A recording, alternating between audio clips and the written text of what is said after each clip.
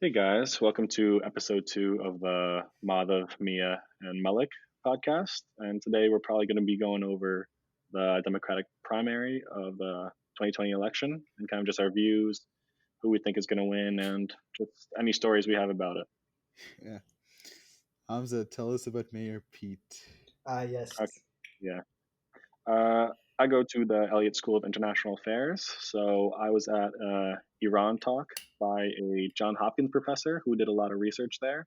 And while I was going to the talk, the panel, I was greeted by a Pete Buttigieg administrator, official, whatever. And for some reason, there was a lot of people in very, very nice suits in the building going on the same elevator. And I did not believe they're going to the Iran talk. So I asked, like, what's going on? Who's here? And all of a sudden, I hear many, many cars coming outside with a lot of sirens, and it's Mayor Pete himself. So he had a big donor party Oh, you at saw the him? Elliott School. No, I heard the cars because obviously he had a lot of security, and there's also two other congressmen there that the officials wouldn't tell me who they were for some reason. I don't know. I Yeah, don't know no, I, why. I, I get it because like Congress, none of the congressmen have like officially endorsed anyone, so they don't Except want to Okay. be for like, Alexandra oh yeah, Ocasio-Cortez. and like Um, I them did, and the, did she endorse him? She yeah, endorsed she did. Bernie. Yeah. She I endorsed mean, Bernie. she endorsed Bernie because she's out on the campaign with him right now. Yeah, Yeah, exactly. So, yeah. no, she Yeah, straight but up said like did that whole thing right. Weren't you physically there when that happened? yeah, I was there when Yeah, didn't she she literally declared it. endorse him like on the stage, like Yeah, after? with Bernie, not Pete, No, not no, no. Pete. No one said Oh, she yeah. endorsed. Like we're talking like congressmen that like endorse Endorsed. anyone at Okay, yeah, all. yeah, Yeah. yeah, yeah. Because those are very Okay, rare. okay. In fact, I don't think other than like I don't think many national level congressmen have done any presidential endorsements yet. Hmm. Because they're kind of Okay, like, fair enough. yeah, Speaking of endorsements, today we heard Joe Rogan, right? Endorse Bernie Oh Sanders. yeah, that wasn't Joe today. That was Rogan actually a is. long time ago. It just became relevant now because now Twitter has its backlash time. No, I think he had Yeah, the interview with Bernie a while back, and That recently. was like months ago. But Yeah, I know. I think we should describe what the podcast was, the context of it all. So, Yeah. Madhav, you want to explain that since you sent it?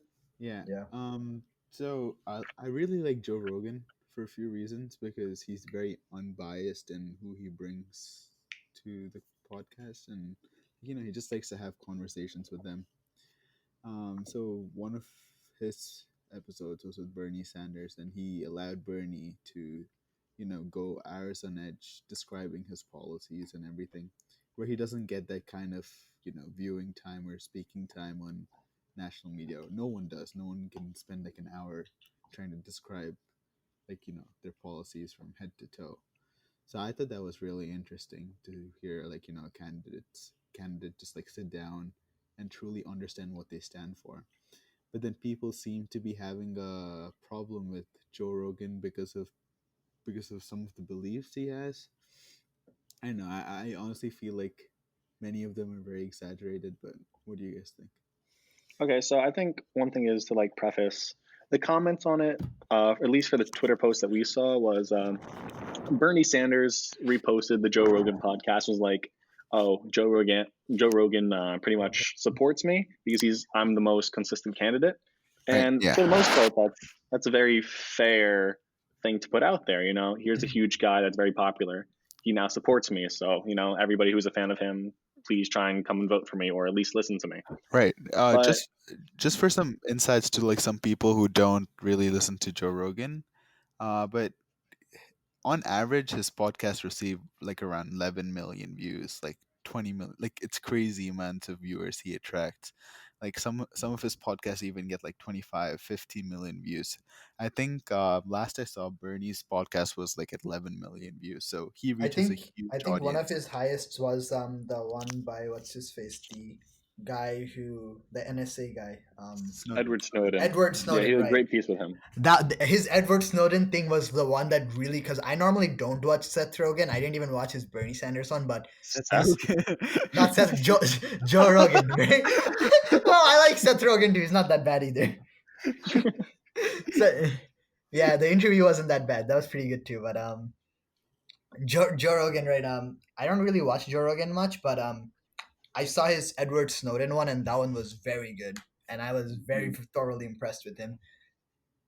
But Okay. other than Anyways, back to go our ahead. story at hand, a little bit background. Like this Bernie endorsement thing happened during another one of his podcasts, where I believe the NY Times editors came and tried to ask him like who he would probably vote for, and it was funny because NY Times uh, also did a controversial endorsement earlier, to put it Questionable. Very nicely. questionable. To put it nicely. And then he was like, "Oh yeah, I might vote for Sanders because he's." And it's also he didn't even do really an endorsement. Like he wasn't like, "Oh yeah, Sanders the best" or whatever. He was just like, "Yeah, he's consistent. That's the best thing about the field right now." And I was like, "Bruh." Yeah, I But feel like it's almost like you're getting punished for being honest, because what Joe Rogan said, yeah, like, I may not agree with many of Bernie's policies, but I can attest to the fact that he's been like an honest guy. He's I been mean true to what he believes ever since he started, and that's that what Joe Rogan said.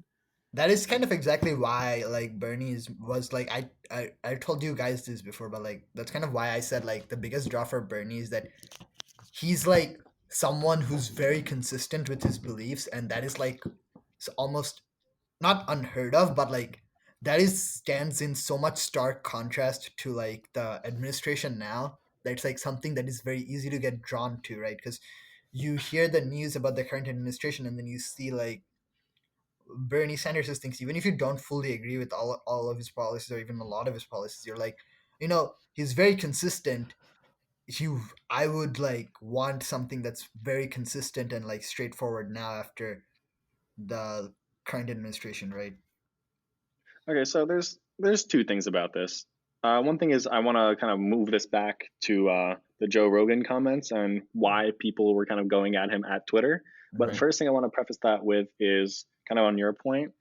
The thing with a very, very consistent politician like Bernie Sanders, who's been going at this for decades now, and he's never really changed a stance, Mm-hmm. is mostly that politics, almost as like a definition, at least for a politician, is that you have to be adaptive.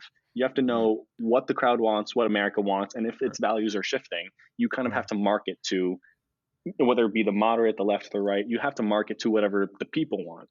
And so it's very shocking, not only because of the contrast with the current administration, but also with politics in its own right. Obama was, at least for me, my favorite politician in my lifetime. I'm still young, but even him, like he hasn't been extremely consistent throughout his whole life. Mm-hmm. Obviously, he's changed a lot of, like, he had a lot of personal policy changes. He was inconsistent on some policy. That the most famous being the chemical weapons in the Middle East, where he put a red line and said, "If you use these, we will put men on the ground," even though they were used in Syria, and we didn't put any men on the ground, Yeah. which I think was his biggest foreign policy mistake. Even though he only had maybe two his whole 8 year period, even though people like to exaggerate that. But anyways, that's kind of like the game of politics. Bernie Sanders is basically the first person ever to really go throughout this whole time with very, very minimal changes. Yeah. I mean, There's he's been in I, during the civil rights movement. Like at every single point, he's been going at the same policies the whole time: healthcare, the civil rights, human rights, LGBTQ plus rights. At all times, he was on the right side of history, at least in the progressive viewpoint of history. right. But he's been very, very consistent, which is very odd for politics. Yeah. Yeah. So I was gonna say that, like, it's true that he's been very consistent. That necessarily is not a good thing in my opinion, because often in Very my true, very true. right, because like in politics, you sometimes need to adapt, need to, like, reach over the aisle to make actual progress in this country. And, like, I feel like just being very stubborn about what you want and what you will pass is not going to get us anywhere. That's I just mean, my. there okay. is So also creating the difference between whether he's steadfast in terms of like headstrong or just very consistent in policies. Because I think he's very consistent in policies, but he's been in Congress long enough to really understand that yes, reaching over the aisle is needed and compromise is needed. At the end of the day, he is a politician. So he Right. knows how to go about these things. And I mean, he's one of the most experienced politicians in the US right now. Right. So Right. I think he will obviously concede in terms of policy making, which is something that the Trump administration really hasn't done because obviously they don't have any actual political experience. But Yeah. I'm not sure how far he will go in terms of like in comparison to actual politicians, like what Obama did or Bush did or Clinton did in terms of how they reached over to the aisle. So So Like is that's one he? thing that so scares let me. so let me He's, say like a few things here. The first thing I would like to say, like you said, he has been consistent for multiple decades now. And the Mhm. only reason he kind of was able, like I fully agree with your thing that politicians should change their positions over time because more often than not their positions old positions are like pretty wrong. And even like people that we look up to and think of as progressives now, like other than Bernie Sanders, they all had pretty terrible positions before. If you think about like literally the second biggest name in progressive movements, Elizabeth Warren, she was a straight up Republican and like was a Republican senator for like the longest time, and she changed a lot of her viewpoints and became progressive eventually. But I fully don't think you should like be someone who should hold on to their positions. Now, given that Bernie Sanders is an exception because he's very unique in the sense that he has been on like the right side of history so often and so like surprisingly that um he never really had to change his position because he had like a position that would stand the test of time on almost every issue for a very long time, which is if nothing like I'm sure some of it was like dumb luck, but I'm sure at least to a certain degree it says a lot about his judgment on issues and his like personal like beliefs that he was so ahead of his time for such a long time. That says something about him, right? I have to chip in here. Like, you guys know me. I don't agree with a lot of Bernie's policy, Right. but Yeah. then, like to say that he has been on the right side of history is, I think, is quite like It's a big like statement. I will yeah, say that. yeah, And I mean, you, and it's based on your opinions, right? So Yeah. like, for like for you as a voter, I understand why you may think that, oh, he has been in the right side of history his entire career. He's been extremely consistent, which he has been, right?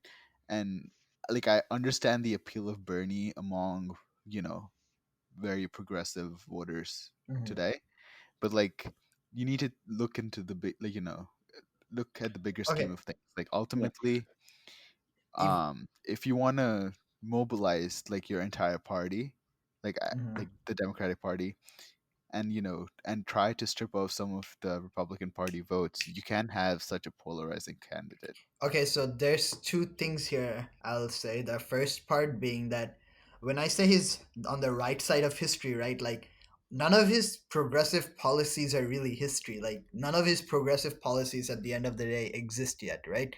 When I say he's right side of history, what do I mean? He's been on the right side of civil rights laws, right? He protested for anti-segregation. He has Hmm. been on the right side of LGBT laws. He has been pro LGBT since like we have literally have records of him on it. Uh, Right.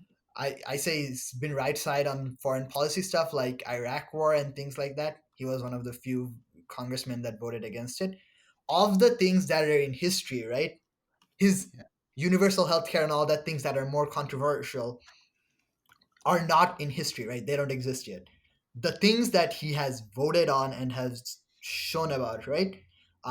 He has been on the right side of those things. I don't think that is a very debatable or like a qualifiable position to say that he was not on the right side of history. Like you, for things that are in history, he was on the right side of them. And if you can Yeah. point out a part he wasn't, I'll gladly like accept your I qualification. mean, okay, so one thing is when I first used that term earlier on in the podcast, when I said right side of history, I also prefaced it with the fact that from a progressive viewpoint.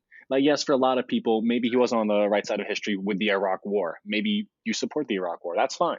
Like, that's obviously your opinion, and maybe he was on the That wrong side. but But it is for progressives, he but was on the right saying side of that history. non-progressives like support not supporting the Iraq war was a progressive standpoint is also No, no, misleading, right? no. So no, so wait, listen. So obviously there is going to be some policy overlap, But when Tassine, you say that he has been on the right side of history his entire career, Mhm. that comes from a person who, like, has very progressive views.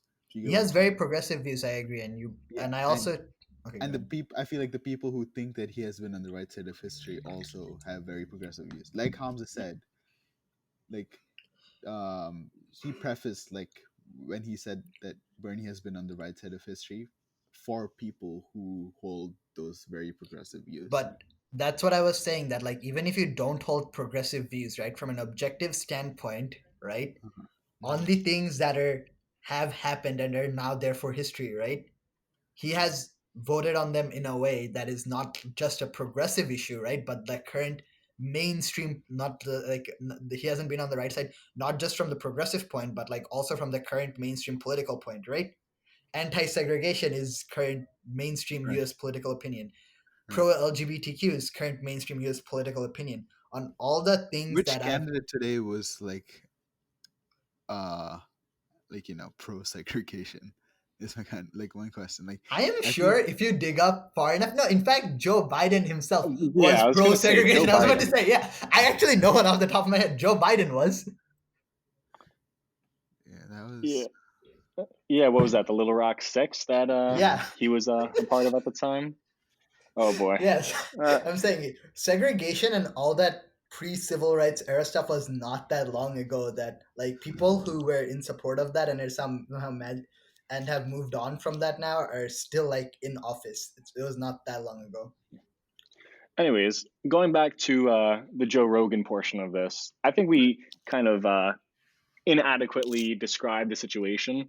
right. So the views that Joe Rogan held, like the reason Bernie Sanders got attacked for having Joe Rogan as a supporter on Twitter and other social medias was because Joe Rogan was apparently, some people believed that he had transphobic views because of his stance on what transgender fighters should be fighting in terms of Right.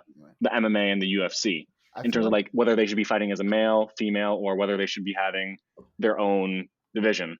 So I don't know too much about what his actual views were, but I believe they went along the lines of we aren't sure yet, so we shouldn't put them into classes that they want to, mostly in the fear of men transferring to women Ex- and just dominating a league just because of physical advantages that they have no control of. and And that's a very controversial statement these days. Yes, that's fair, but for to attack Bernie for accepting such a popular person's like support, you can't really blame the guy. Like Joe Rogan has done a lot of good things on right. his podcast. He's brought in a lot of good people. He had a good podcast with Edward Snowden, Neil deGrasse Tyson, a lot of athletes as well as like Tyson Fury, who's a huge mental health advocate. So Andrew he's done Yang. a lot of good things. Andrew Yang, he's actually given him time, which many Right. people haven't. Unheard of. So yeah.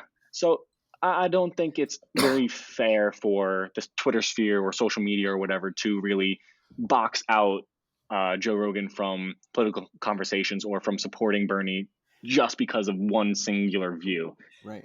And also, Also, like, one policy, like single policy voting, is like one of the worst ways to like vote in general, like as a voting strategy. Like, you shouldn't be like, I'm gonna only vote for people who only vote on this one issue, right? You should have a more like broader sense sets of opinions and then like choose a candidate who matches with you the most. Like, there's not gonna be someone who matches with you 100% all the time. Like, even for me, Bernie Sanders isn't someone who matches with me on 100% of the things.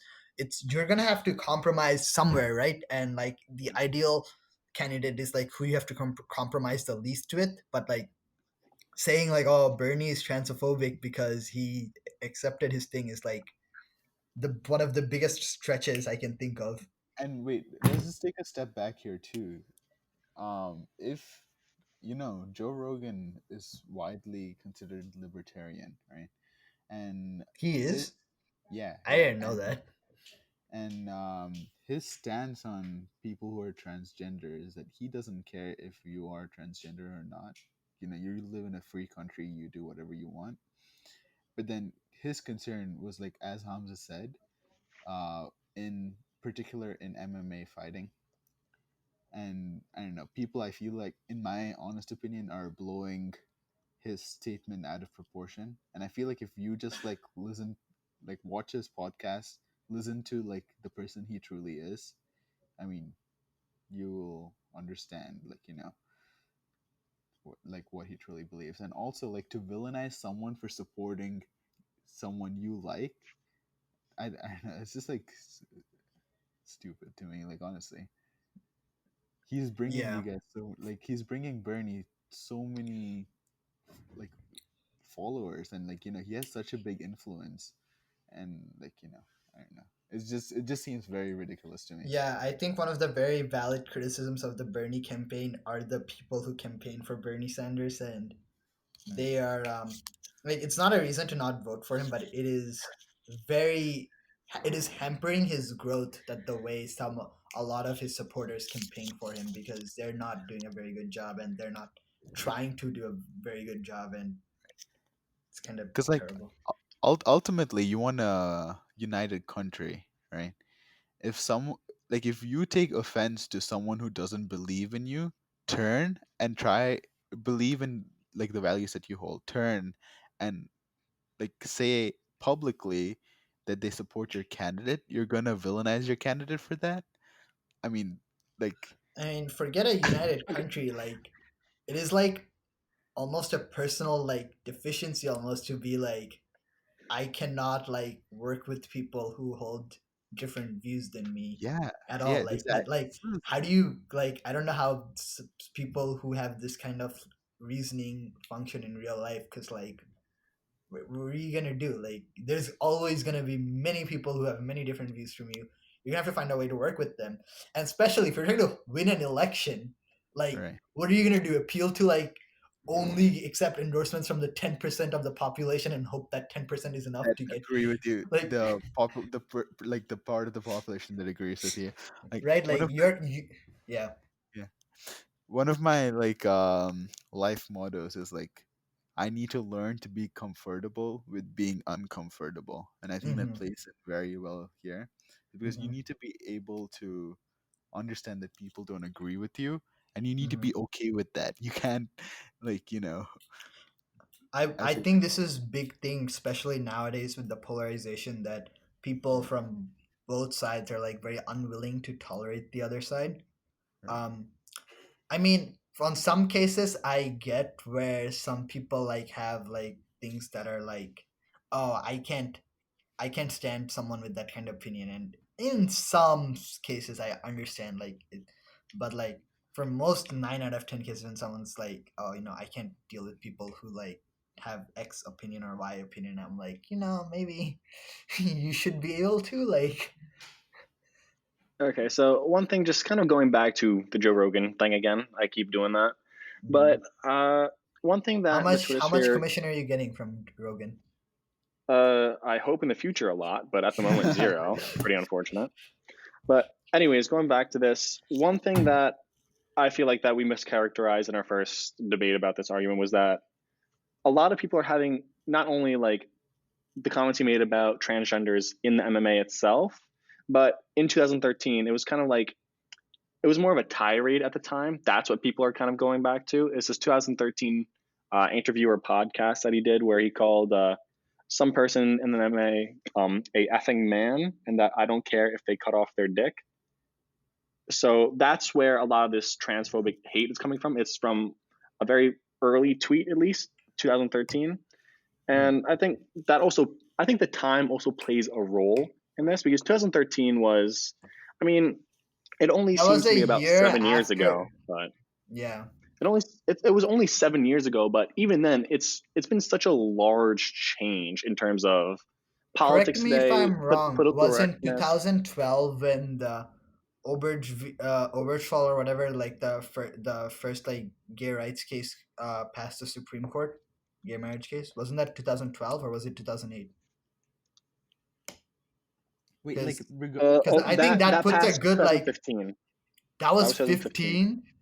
Yeah, Jesus Christ! So look, that puts a good like marker on terms of the country's national political opinion, right? yeah. The first gay rights Supreme Court case was in 2015, 2 years after this incident. So whatever he said was already like very north of, very left of like whatever political opinion was, right? But you know And Mhm. what? Like, regardless of, okay, in my honest opinion, regardless of what he said in the past, the fact that he is willing to endorse a candidate with the views that Bernie has to show that he has changed, right? Or he has yeah, grown, yeah, right? And to 100%. not even acknowledge that, and to just like be focused on the past, and like, say that, like, and first of all, they're not even blaming Joe Rogan. I mean, they're saying some nasty things about him, but they're saying like nasty things about Bernie, right? Yeah, So Mhm. like, I don't know, this whole thing just seems so ridiculous to me. I Yeah, I don't mean, know. this is one at the thing end of the I day want a to talk smear about. campaign, but yeah. Okay, so one thing I wanted to talk about was kind of like him. I'm not trying to like make an excuse for Joe Rogan. Obviously, those comments right now, going back to those 2013 comments, those are extremely inflammatory, Yeah, and I I don't agree. agree with his opinion. But I yeah, yeah, also yeah. don't Same. think he agrees with that opinion anymore. Same. And so, No, True. I one thing that social media fails to understand, especially recently, is that people can change. There is growth and maturity, especially when culture is also backing it as well. Like I'm taking a intro to anthropology class, so obviously I'm an expert on all of this. But as as Would you like social, to tell us some of the common things your fellow students in that class say? I don't think I'm legally Especially allowed to say loudly. that. That'll get Uh, us the attention for all the wrong reasons. yeah, but anyways, from like a cultural aspect, it's very hard to kind of go against the grain, especially like of society at the time. I mean, two years before the landmark decision, and there was a lot of hatred around the around that decision as well. There was a lot of backlash in Mhm. 2015. That's only 5 years ago. So for Yeah, him, 2 years prior to that, to say such a statement, I'm not making an excuse for him, but I understand where he was coming from. It was a more popular statement at the time, and at the time, you wouldn't have seen any publications on it. It wasn't a big story back then. It was just like, oh, it's just another person with that view. yeah, Nowadays, for me, thankfully, that viewpoint has now changed in media and mainstream social media or whatever. So now it's very inflammatory, but I think he's grown, whether it's social pressures pushing him to move his ideology or whether it's him intrinsically. Either way, he has changed his views, at least in the public, and is creating a more how do I say this? A more accepting viewpoint of the LGBTQ plus community on a huge podcast level that reaches many millions internationally. So for that, I think you could forgive him slightly, if not for the whole, because he is doing good work for the rest of the community now. yeah. I Yeah. mean, not only like do people grow and change their opinions, right? Like countries do too, right? Like the Yeah. we remember we are saying that he is a moderate and a libertarian, right? And someone who's like has opinions on both sides of the aisle. So if you think about that, then if you think about it, his being a moderate is a shifting position, right? Because moderate is like whatever the country's position is, and as the country changes, so goes the moderate, right? So like Hmm. as the as national opinion changes, right? His opinion also changed. I think that is pretty indisputable. And if you say like, oh, that's like unforgivable, but you have to remember, is the entire nation unforgivable? You're gonna blame everyone then too, Yeah. right? Like No. we can't point specific fingers right now, but like we know like his opinions were at least popular, and they didn't magically become unpopular. They became unpopular because through campaigning in public media and things that pointing out like how the opinion should change, right? And eventually the country's opinion changed, and that is reflected in the various people in the country, the opinions of the various people in the country and their opinions changing. So yeah, I fully agree with what you were saying. Hmm. I don't Okay, know. so now I think we could shift over because we have spent half an hour on Joe Rogan and Bernie Sanders, Right. which Can I bring was up something not you what were I talking? believe. Can I bring up something you were talking about earlier? You Yeah, know sure. how Go you're ahead. talking about Obama's red line in the sand and how that Yeah. he didn't hold, and how you hold that as one of his biggest foreign policy blunders. I Hmm. have been thinking about that a lot, uh, especially because like I've been thinking about the genocide going on in China, and I've been thinking like how could this have been avoided, right? And I couldn't really come up with any situation where any foreign country could have done anything to prevent it without like causing war. And so then that made me think like in what situation would we agree for the United States to go to war and things like that, because that red line thing reminded me of that, because that's like, oh, we'll put boots on the ground because of this red line and he didn't follow through. Well, a lot of the popular opinion is also that if he had followed through, people would have hated him for putting boots in another Middle Eastern country, which was a very unpopular opinion at the time, right? To like do make that policy move. That's why he didn't do it. So I want to see like hear y'all's opinion on when should we put boots on the ground. Like, Okay, so first thing, I mean, Madhav, you to respond right after me, but yeah. so we probably can't put this out in China now because you just called it a genocide. So thanks, Tassine. Well, wait, YouTube's So banned in China. No one's from China is going to listen to this anyway. Yeah. do you know how proxies work, boy? Okay, Everybody in if they China's have on a YouTube. proxy, What are then you talking they about, can still watch it. bro? We're You're not getting no arguing. money from China anymore. We're not getting no money from You're China. gonna get It's demonetized over. in China. Okay. Yeah, This bro. Where do you is think the money's coming from, Yo, wait, bro? wait, Madhav, did you get a check from Hamza about the money from the last podcast? Because I sure didn't. Wait a Bro, minute. I didn't Wait get a a check minute. either. So I didn't get a check. where's the money been coming from, huh? Oh wait, and as we stop here, I would like to thank all 58 of our viewers for the first Yes. episode. Thank you for supporting us. We love you all. If you've made it to this point, which I highly doubt you have, Yeah, thank you for sticking around. honestly, if you Hey, made if it Uh, to you this if point, you probably have our personal phone numbers, No. Yeah, if you made it to this point, just let us know by text or commenting. whatever. Commenting. Oh yeah, you could comment too. yeah, yeah. we also have 0 comments on the last episode, so thank you That's guys. We love that. We love the it's support. okay. Thank you to our Small subscribers. We have steps. about 18, so love you guys. That's a That's a little shout crazy out. growth rate It from is 0 to 18. Oh my. okay, but We can anyways, clearly see back to Madhav is not a Tassine. mathematician, but Okay, Madhav, your response to Tassine?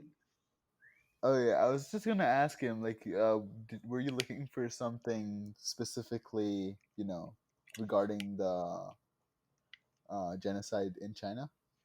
what do you mean like looking for? I was thinking like how it could have been avoided, right? Because like you Or know like, how like before this, right? Even before China, like a popular, not a popular, like a philosophy question of sorts that people often get posed is that like if World War II happened now, right, would you yeah, fight against Nazi Germany, right? And a lot of people would be like say yes, and then the person who asked that question kind of laid a trap for them and be like, how do you know? Because there is no genocide going in Germany right now, so you can't really say that because the atmosphere is different, right? And atmosphere determines a lot of it. So I was thinking like this genocide is kind of like putting that philosophical question to test. Like now there is really a genocide going on. What are you gonna do about it? Because I mm, always was someone who always thought like, yeah, if there was like if Holocaust happened now, I'd totally like enlist and everything. And then now this is happening. I'm like, wow, well, I'd enlist, but I don't think that would change anything. So I was kind right. of thinking, right, like what that kind of got me like that question and then this reality kind of mixed into it together. Mm. It's honestly sad, but I don't think that the United States will get involved unless they have a vested interest. Oh yeah, 100%. I don't Yeah. expect, especially current administration, even if like Bernie won, I wouldn't expect him to do it, even less than Trump actually. uh but yeah, I don't see a resolution here where this is stopped through foreign intervention. That is just probably not going to happen, which is extremely sad and kind of makes me realize that how the current international balance of power has no way to stop a genocide at all, which is kind of sucks, right? Okay, Yeah. so a few things about that since I just literally do this all day, every day at my school. Yeah. Um, one thing, one thing is about philosophy and morality versus actual politics is very, very different game. Hmm. Like in this specific instance, there's no good argument to actually go in to the Uyghur region and help those people out and risk conflict with China, other than outside of human rights.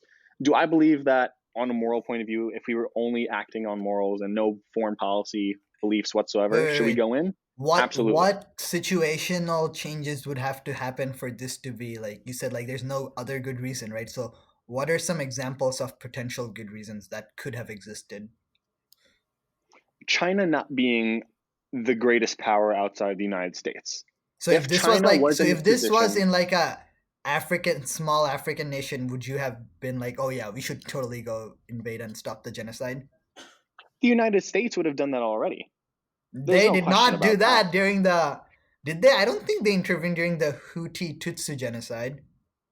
No one did. That Uh, was that situation was neither the no one in that country could have stopped F-15, but we still didn't go in. Genocide is Look, the moral argument for stopping genocide has never been a reason for stopping a genocide in history, as far as Unfortunately, I'm look. that's aware. There's one thing that we really have to think. Well, you guys have to really understand about this is that there was no genocide protocol in international affairs until very, very recently. That is true. The responsibility to protect act that's basically enshrined in the United Nations Constitution was added like during the late 90s slash early 2000s in response to the Rwandan The genocide. The Rwandan UN genocide. Yeah, the UN understood that it completely failed, and every nation itself understood that they failed in failing in trying to figure out the Rwandan genocide Wait, because holy shit! the The UN. Rwandan genocide was when UN is like, we should do something about this, because that was not the first genocide since the Holocaust. No, yeah. So, oh Uh, wow, okay, I didn't know that. the- I the- thought like it was one of like the things from since the inception of the United Nations that like, oh, you know what we should have, since we just like fought Nazi Germany, not a clause to do something in case another Holocaust happens. Okay, clearly that was not a priority. so the reason they couldn't do that was because they were too involved with the Cold War. So everything went out the window because once World War II ended, the Cold Yeah. War basically just started. So they had It was no even way of doing before World anything. War II ended. The Cold Yeah. War began when Nazi Germany lost, and then the US was like, hey, guess who has a nuke? And then Russia was like, I know you have a nuke, bitch. And then US tried to flex it, and then Russia also flexed it. And then, yeah. I read a book on that. Oh, thanks. So we No, have but. been given a very, very demonetized. simplistic version of Cold War while being demonetized. The scene with multitasking. But anyways, It's okay. It's yeah, okay, Hamza. the To the UN did demonetize have the a post. to Oh wait, What? demonetize you go. the two demonetizing actions cancel out. Oh really, really. The resident mathematician has spoken.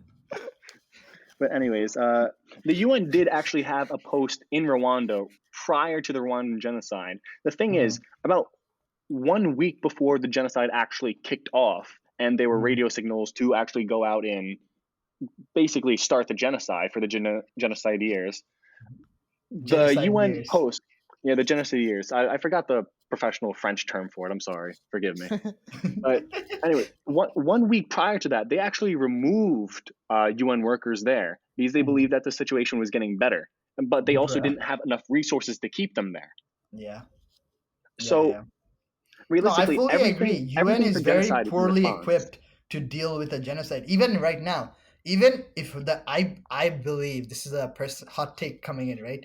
If the Rwandan genocide were to happen today, I still think UN would still do a very piss poor job of mitigating it. Forget preventing, even mitigating it. What would they do?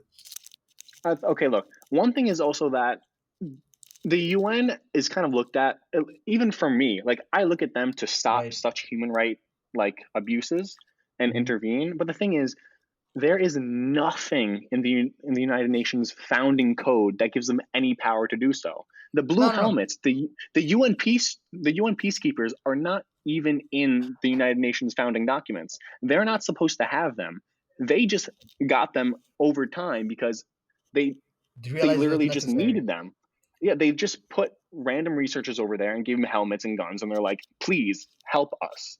Try and do Yeah, something to stop yeah, yeah, this. yeah. This They is they never even had researchers to do this. They're not supposed to be putting down troops on the ground, but luckily we've gotten a couple troops from some nations, like Bangladesh has given a lot of yeah. troops to the UN.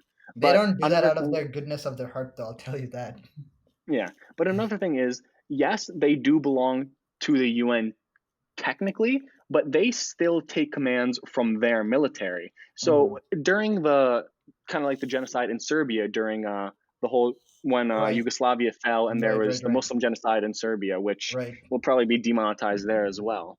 One thing is UN peacekeepers at the time were literally standing there with their guns, with their helmets on the sidelines while the whole genocide was, well, all the men and boys were being rounded up and killed because they couldn't risk their lives because their lives, the UN troops' lives, Mhm. belonged to other nations. Their nation's chiefs wouldn't let them go in because they knew they were risking their lives. They knew it was too violent. So the UN really had absolutely no control over their own troops, technically. So Yeah, no, that's that's one thing that we really have to figure out for genocide and whether or not that's really the United Nations role. And one thing is also for the responsibility to protect, and why that was so controversial and took so long is because for the internet for international affairs at the time, it was always a matter of national sovereignty. We're obviously in the Mhm. Westphalian system of nation states being the primary unit of countries Mhm. throughout the world. Mhm. Like prior, it was always empires, monarchies, and stuff like that. Now Yeah, it's yeah, obviously the nation state. yeah. One thing that we have yet to figure out is at what point are you allowed to violate another nation's sovereignty and Yeah, put troops on the ground for human rights violations? exactly. We have yet to figure that out. Yeah. How can the UN do that when no nation has even discussed this in regards to other nations? Right. That's How do we have every nation put in troops into the UN and then go in and do something like that? So that's the big reason the U.S. can't do it in China, because if China says, "Oh, there's human rights abuses to Chinese citizens in America," they could just make that up. They could Mhm. intervene in America, and that's Mhm. why I also had a big problem with the Iraq strike with the Soleimani strike, which is a completely different Iran. thing, which we could probably have. Yeah, I mean, it was in Iraq, but Yeah, it was in Yes. Iraq. Yeah. Yeah, yeah, but but we yeah. could talk about that at a later time. But that was also a big portion of I felt we violated Iraqi sovereignty extremely heavily. Like we didn't even Yes. tell their government about it. And yes, there are also other arguments about we didn't have to, and Iraq in itself is kind of propped up in between Iran and U.S. So why should we tell Mhm. anybody their government's not real or Mhm, whatever? whatever. So Yeah. that's another argument for another day. But Yeah. sovereignty is at the heart of the genocide problem for responsibility to protect. Which, if you guys haven't read, 100% should read it. It is the base of what we consider genocide. It defines it, and it's everything we know about genocide to this day. Yeah, I think you put the argument beautifully because like that's kind of why I came to the conclusion because my reasoning was much more simpler because I didn't read the book on it, but my reasoning was like no one, no entity or nation has the resources or the power to intervene enough at a with enough force to stop a genocide anywhere really. Like regardless, like even if it wasn't in China, I don't think like if it was a smaller country, I still don't think the US would have intervened because and the UN, that's what I said, like the UN is not equipped, right? You explained how and why they're not equipped. They're not equipped to deal with this, and they won't be anytime soon because even if they were, any form of the UN getting military control would end up being controlled by the Security Council, which is by design dysfunctional, right? So UN is getting this is kind of a pipe having the ability to stop a genocide is kind of a pipe dream that's not going to happen. Yep. I think that's like slightly different than what Hamza is saying because Hamza is not really focusing on whether a country or like a a body has the resources to stop a genocide. It's the question whether they have the authority Right. to violate the sovereignty of another I mean, nation. the problem with the UN is that both problems really compound upon each Yeah. other. The Right. UN would love to do something, but it has neither the authority Nor or the the resource. resources to do Right. so. Right. So And it's being attacked at all angles, and everybody wants them to do something, but it's there's nothing that could be done. And I'm a it's also a Kashmiri. I chick. want the UN to do a lot of things. Right. It doesn't. Yeah. It can't. And that's what a Yeah. lot of people fail to recognize. The United Nations is this huge building in New York City with every world leader looking at it at all times, but it's really just a conference hall for the most part. Yeah, It's yeah, just where deals are 100%. made and money is transferred. That's all it really is at the moment.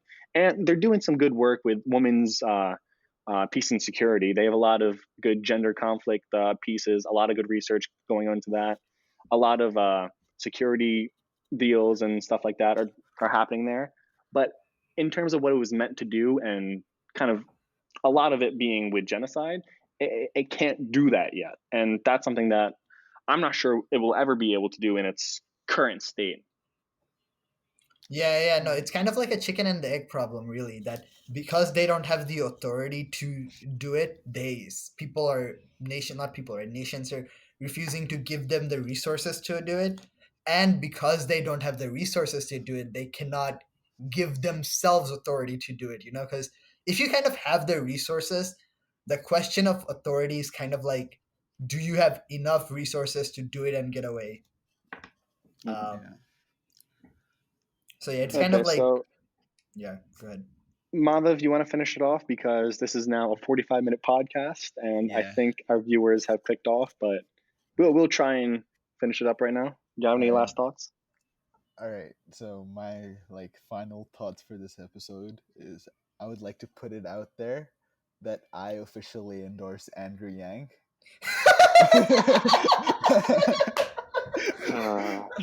And we've ended on a bombshell. Lovely. I have to do it. Mr. Libertarian. Okay, so I love and since we didn't really discuss it, does everybody want to just say who they support for the Democratic nomination, and then we'll Gang. discuss it next episode, or do we want to build tension up for the next episode? We next can do it. episode, let's leave them on that cliffhanger. No, we should declare who it is and then leave them on the cliff. Oh yeah, Well, declare it. Yeah. Yeah, declare it. I already did, but whatever. Yeah. Tassine, you declare. I'll leave the tension. Yeah, it's I'm the Michael moderator of the group. Bloomberg, Oh, dude, obviously. No, Oh, boy. I'm joking. You should be able to tell who I support. I supported Bernie Sanders. Entirety of me arguing this podcast was trying to defend him anyway. But I mean, I should be able to. If I support him and I can defend him, why do I support him, right? But other than that, I'm pretty happy that our first political podcast talked about the most contentious Democratic primary in a long time, and then literal genocide. So starting off on the right foot, I guess. Wait, Yeah. Hamza, I actually kind of want to know who you support, though. You can't leave me on a cliff right now. Yeah, you just have to Lovely. name. I'll be telling them in the Facebook Messenger chat we have for this. So if you want to hack us and find that, have fun with it. But Or if I you don't think pay any of Mark, you guys care if you enough. pay Mark Zuckerberg enough money, he'll tell you too. Oh yeah. Oh, that too. But anyways, I'll tell you guys next episode while I tell these guys in the chat. Have a good night. Hopefully next episode we'll actually stick to what we say in the beginning. But that's also the beauty of a podcast. Because Don't I worry, didn't come in click- here to talk about responsibility to protect, but it's close to my heart, so I was happy to explain it to everybody. Have a good night, folks. Peace, guys. Adios.